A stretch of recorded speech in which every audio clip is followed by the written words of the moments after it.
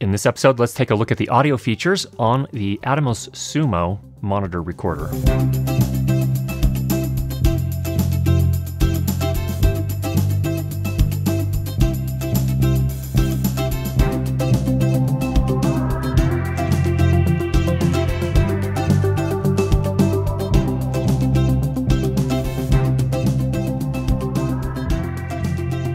There are a lot of other reviews out there on the ATOMOS SUMO as a monitor and recorder.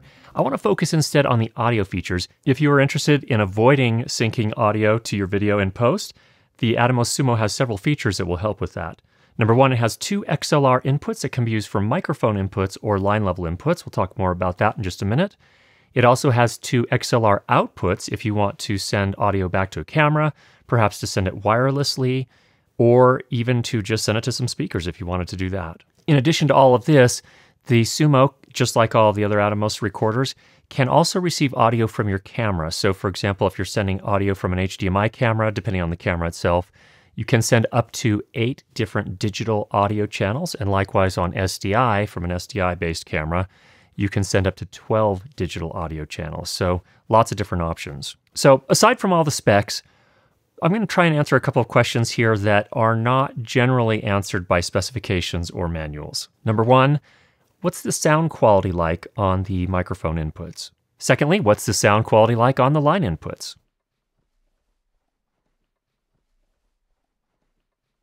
So let's go ahead and answer that first question. What is the audio quality like on the SUMO if you feed a microphone directly into the SUMO? In this case, we're recording with a Sennheiser MKH8050, which is boomed just out of the frame right here. There's a small diaphragm condenser microphone with a supercardioid pickup pattern, something I use quite often for interview setups like this, or talking head. And that is routed directly into the SUMO. The SUMO has phantom power supplied to the microphone, which is great. And then the gain is set to -3 dB on the SUMO for this microphone. Setting it there allowed me to get the peaks between -20 and -12 dB. Now, I left some headroom there intentionally because the SUMO does not have any sort of limiter. So if things get suddenly loud, having that headroom prevents any sort of clipping from occurring unless it gets louder than I could possibly anticipate. Now you might ask the question, well, -3 dB, that's weird. That's a weird setting. On a lot of mixers, they actually have it set up this way. 0 dB is sort of a unity setting, and then you can dial it down or up from there. Overall, the SUMO can supply up to 52 decibels of analog gain. That's going to be plenty for almost every sort of condenser microphone you could use, shotgun microphones, the small diaphragm booms that you would use indoors. Any of those types of microphones. Next up, let's record a little bit of room tone and then listen to that and see what we can evaluate from there.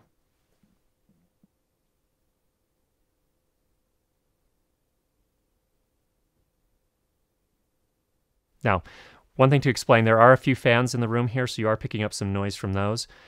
First of all, the SUMO itself has 2 fans in it. I wish it didn't, but it is I think there's a lot going on in this monitor and recorder, so having an HDR screen plus everything else it's doing, there's a lot going on. Probably needs 2 fans to keep it cool. That's fine. They're actually relatively quiet as long as you don't put it right next to the talent. Next up, this light right here, which is an Aperture COB 120T, about 4 feet from me. It also has a fan to keep it cool. The SUMO's about 5 feet. And then there's also another backlight over there, probably about 7 or 8 feet from me. It's a Lupo Dayled 1000 Fresnel, and it also has a fan. What I found that was interesting is when I listened to that room tone sample is I was actually hearing the fans in the room and the room tone. I was not hearing any sort of self-noise from the SUMO itself. And in fact, when we measured it, I found that on an RMS level, the overall noise floor sat at about -70 dB. Once we applied a high-pass filter at 80 hertz, we found that the noise floor actually filled a -73 dB RMS. So that's actually quite exceptional. And in fact, I would say that's better than almost every cinema camera I've used. So I'm actually quite surprised. The SUMO did better than I expected.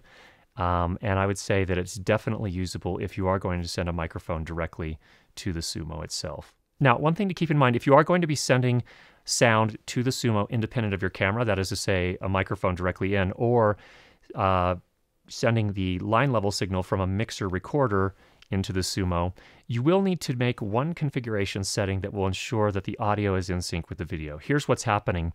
With most cameras, with the HDMI or SDI feed from the camera to the Sumo, there's a little bit of latency. And so what you need to do is tell the Sumo to hold off on recording the sound for a few frames until the video gets there. So what I found was the GH5S required a configuration setting of 4 frames for the audio to be in sync with the video. You just have to set that once and then you're good to go. Of course, you will need to do that test for each different camera that you're working with. This time we are recording line level into the Sumo. So the way this whole setup works is I have the Sennheiser MKH8050 boom just above me, right out of the frame. That is running into my Sound Devices 633 recorder or mixer. The output, the line output from the 633 is then routed into the Sumo. We sent tone and calibrated the levels between the two, and this is overall what it sounds like. Let's go ahead and capture some room tone and see how that pans out.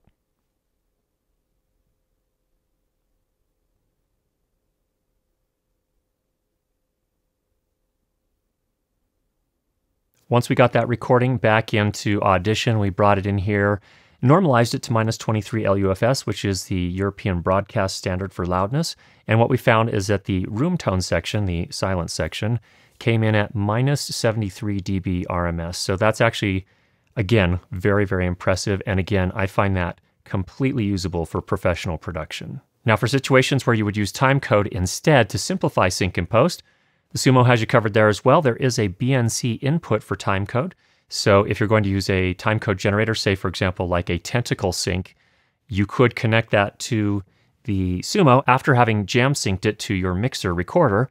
And that way they'll both write the same timecode as you start recording, and you'll be able to sync them very simply in post. You'll be able to do this syncing in pretty much any of the video editing applications, nonlinear editors, and you can also do it in an app like Tentacle Sync Studio. In my test with the Tentacle Sync E connected to the Sumo, and after it was jam synced to my Sound Devices 633, it synced perfectly in post. It was beautiful.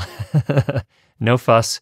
And the only thing you had to do, just like with the audio, is you did have to set the offset. So you will have to do some experimenting again with your camera, because again, in this case, the timecode will arrive sooner to the Sumo than the camera's signal. So there's usually just an offset. In this case, just like before, we did a -4 offset for the linear timecode, and everything was able to sync perfectly in post. What's more is that if you do forget to set this offset while you're doing your production, you can actually fix that in post with an app like Tentacle Sync Studio, which allows you to apply that offset in post when you're doing the syncing. There are also some monitoring features on the Sumo that are very important. Number one is a 3.5mm headphone jack, so you can monitor the audio as you're recording or during playback. That's very helpful. It's a pretty decent headphone monitor. It will drive most of the production types of headphones out there on the market, such as the Sony MDR 7506. Now, if you're going to try to use headphones that are sort of audiophile headphones with a high ohm rating, those are probably not going to work with this. You do need to use something that's really kind of designed for production, and I'd say 100 ohms or less. As I said before, there are Xlr outputs from the Sumo, so if you wanted to send audio back to your sound mixer for monitoring, you could do that. You could also set up wireless feeds from the Sumo. So for example, if you wanted to send wireless headphones to the director, producer, script supervisor, client, whoever it may be, you have a couple of outputs to manage that as well. Also, if you don't have headphones, there is a built-in speaker, and it's not going to win any audiophile awards, but it is nice to have it there, and it actually sounded a little bit better than I expected, so that's very usable as well. And that's very helpful, I think, in situations, for example, if you have a client and a producer and a director all standing around the monitor and you need to play something back really quickly, that works. Now, overall, there is one sort of con to the Sumo that I need to kind of point out as a sound guy. There are 2 fans, and those 2 fans make some noise. Now, on the bright side, they're 2 lower RPM fans than I've encountered in a lot of the smaller recorders. So that's nice. Usually having 2 lower RPM fans, I think, is an advantage over 1 much higher RPM fan. So overall, it works okay. You just need to make sure that you keep it far enough away from your microphones. I think 6 to 8 feet will generally do the job. It's not an insurmountable issue. It's just something to keep in mind. If you're planning to have a monitor in really close to the talent and the microphones, this is not the monitor for you. But if you're going to use this kind of for I think the intended audiences and the intended uses, this is going to work just great.